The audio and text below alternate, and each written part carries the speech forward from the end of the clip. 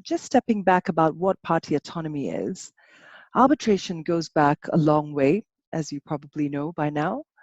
Many things about arbitration have evolved, but one thing that hasn't evolved is the cornerstone of the concept of party autonomy, and that means freedom of the parties. You find it enshrined in various forms of subjects that the parties can agree to arbitrate.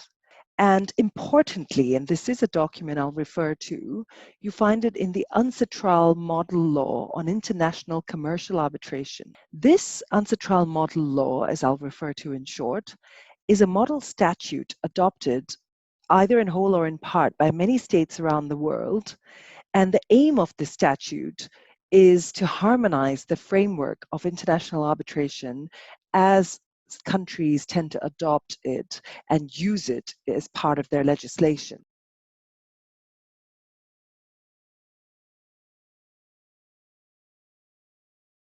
Next remedy is an application for the interpretation of the award found in Article 33.1 subparagraph B of the model law.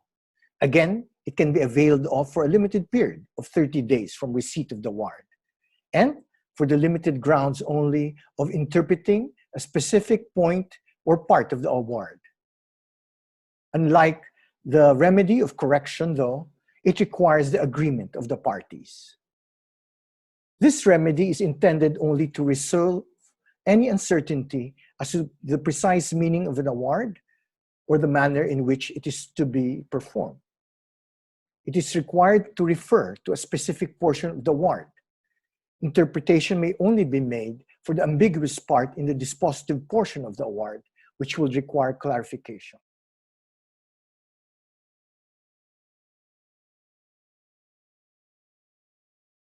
When we look at interim relief under the Autonomy model law, it is important to bear in mind the differences between the 1984 model law and the 2006 amendments.